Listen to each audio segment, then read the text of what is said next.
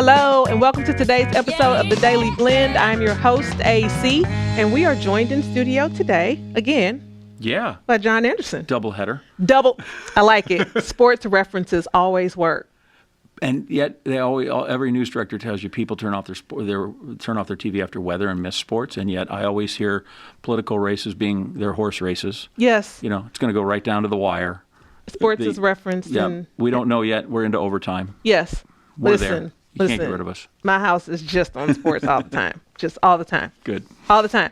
So, John, I mean, I know sports. People know you for sports. But I'd be remiss if I didn't say, Wipeout? I know. Wipeout? I feel like this is like coming to the university to teach is like my third career. I did sports for out, and then I had this little 7 or 8 year insert where we did this nutty reality TV show, and now I'm on to teach. It was strangely absurd. I fell into it, and it was so great, and then I was never so happy as that when it ended. Really? Yeah, because it was on ABC. And I work for ESPN and Disney, and they're all under ABC's under Disney. They allowed me to do it, but I had to do it on my off days. On your off days. So I'd do SportsCenter till like 3 in the morning. I'd come home, I'd shower, and a car would come get me at 5 a.m. And I'd take a red-eye, morning flight out to L.A., get there about 11, and we'd start taping at 1. And we'd go and go and go, and then I'd take a red-eye back so I could be back for my show on Monday or Tuesday. That could probably get a little tiring. When we started, we did 4 or 5. It was okay. It was manageable. 1 year, I had to go out there 13 times. So I was ready to be done. Yeah. But still managed to see my kids. They know who I am and all that other stuff, which was good. I was able to, make it work so that I didn't miss too many things. Well, I'm glad your kids know who you are. That's important. That's important. But what's your favorite Wipeout memory? I'm sure you saw some really crazy things during Wipeout. Like it sounds really trite, and because it sounds like that, it is. But working with some of the people, to work with John Henson was just so fun and so amazing, and I learned so much about what really makes funny people. I always tell people, if someone falls down or slips on a banana peel, we all can kind of make a funny joke about that. But these guys are comedians by trade. You could just hand them a banana, and a half hour later, here's 15 jokes about a banana, which is what we can't do. Right. Or at least, Yeah, that's a gift. People. Yeah, no, that's a they gift. really are. There's an art to it that I don't know that I fully appreciated, and was glad that I did not have to be the funny guy, right? That was not imputed to me. If I said something funny or clever, great. If I didn't, there was no expectation. Poor John, when you're the professional comedian, you better be funny, and you better be funny all the time. Otherwise, people are like, yeah, that guy's not funny. Yeah, I imagine that's a lot of pressure to be funny all the time. Yeah, but that was great. And then, who doesn't love to see people just get the crap beat out of them? Man. Totally fun. Man, I feel like after people watch this, those people go to YouTube and start watching all that. Yeah. The fact that people sign up for that is craziness to me. I think everybody thought that was their 15 minutes of fame, and that they would show how compelling they were and how charismatic, and that as soon as they got done with the big red balls, on the other side was they would be a talk show host. They could replace Ellen. Right? That's kind of what I think they all thought is, this is it. This is my moment. They're going to see, and next thing you know, when Ellen has a day off, she'll clearly call me to be the sub. Is what I think a lot of them thought. And no, that won't happen. And near as I can tell, with this none ball of them. In the face. Right. You got bruises. You did not get. You didn't get a talk show like you.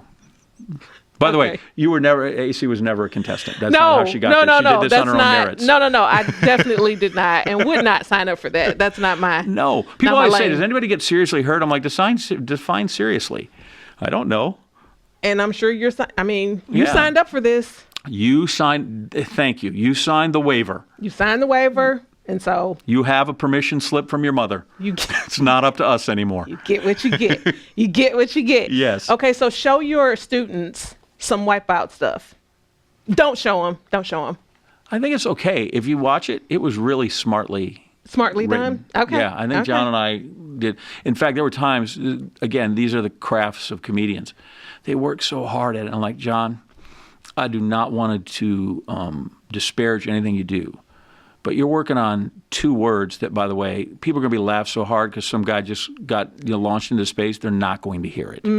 I don't want to make you lower your standards, but there's a chance that whatever word you say, people aren't going to hear because they're going to be laughing when it comes through. But there are a lot of things that were smart.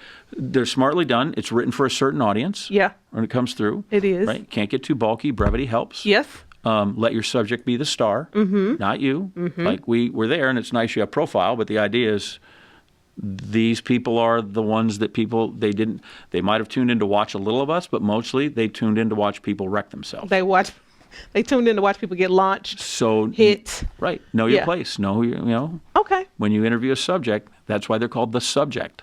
Okay. I'm the subject today. You are the subject. I am the subject. You are the subject today. Are you? You're not used to being the subject, are you? I'm not. Yeah. No, I talk too much. What is that? I'm the subject. What does that mean? It just means like we could do 14 of these. We could have a whole seminar, a whole series, a lecture series of what happens. But, we probably should. Or if you want to come and not be the subject, you can sit over here. I'm happy to. I'm done. The one thing I told the dean is and I told Ben Arnett out at KOMU and some of the people, like, I burned all my ties. I can't be on TV anymore. I don't have any ties. You don't need a tie when you come here. You're not helping me right now. I'm not.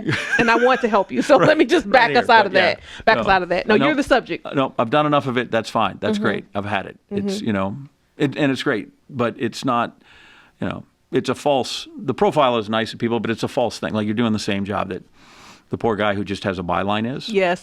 Yes. Understand. But it's all the same thing. It is all the same I've had my time with that. It's good. I like that. You said sometimes it's time for that to be the past thing that you did. I told a lot of kids late, they're like, someday I want your job. I'm like, actually hang out a couple years. I'll vacate the seat. I like it. There is, I've never turned on ESPN once since I first watched it when it came on in 1979 till last night. I've never turned it on where a seat was empty. There's always somebody in the chair. There's always somebody coming after you. You've never done this show with just an empty couch, have you? I mean, kind of, but it wouldn't have been a very good show now, would it? I got to have a subject. Exactly. I have to have a subject. I'm glad I got to be the subject. I am glad you did too. John, thank you for stopping by. We appreciate you. Thank you. And we'll see you around campus. Every day. M-I-Z. Z-O-U.